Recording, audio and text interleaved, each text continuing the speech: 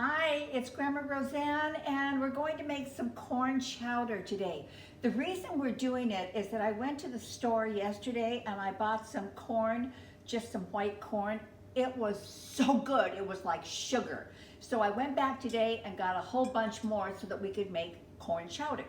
So what I have done in this pan, I just rendered just some grease. I just did one strip of bacon, and I didn't want the grease because I don't want it to taste like bacon chowder. I want it to be corn chowder, but I wanted a little bit of that flavoring. So I took the bacon, chopped it up. We're going to use that for the topping.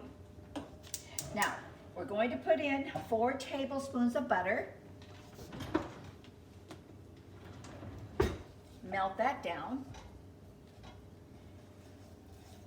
And kind of pick up those bits and pieces that are on the bottom here. That's just all flavor without getting the oil in it, or the bacon grease rather. I love corn chowder, but when you can find corn that's as sweet as what I found yesterday, I was excited about making this one.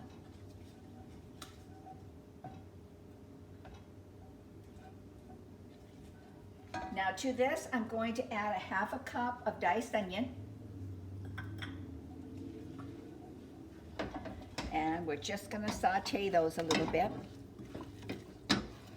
The onions are sauteed, the butter has all melted. Now I'm going to put in 3 tablespoons of flour, and this is going to be our thickening agent. Just like that. We're going to cook the flour down a little bit so we get that raw taste out of it.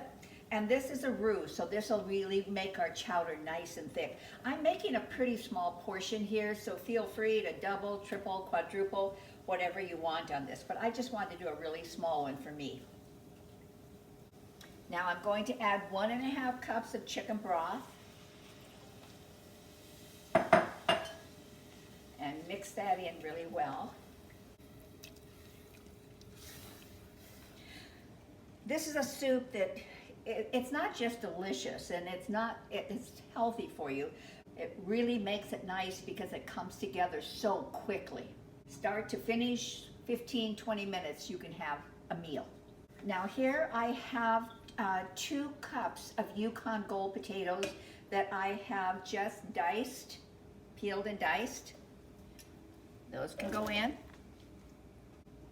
And I have 2 cups of corn that I took off the husk.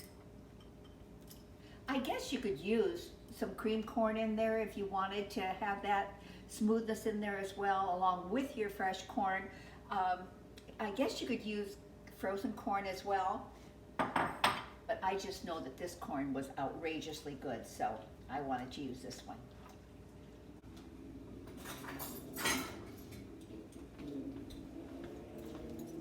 And I'm going to put in about 3/4 of a teaspoon of salt and a 1/2 teaspoon of pepper. Now we're just going to let this cook down. I'm going to add, if you can see in here, I don't have quite enough liquid in there, so I'm going to add a little bit more chicken broth because I want it just above the vegetables. Now this will cook until the potatoes are done. So maybe 15 minutes, okay? We'll keep checking on it.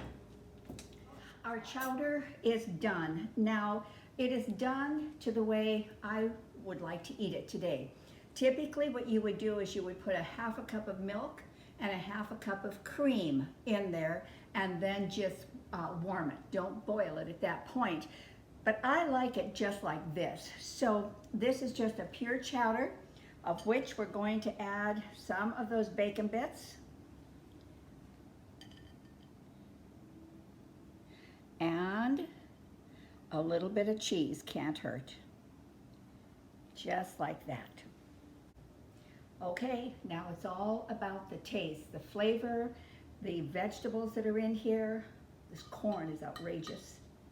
And a little bit of cheese, a little bit of bacon.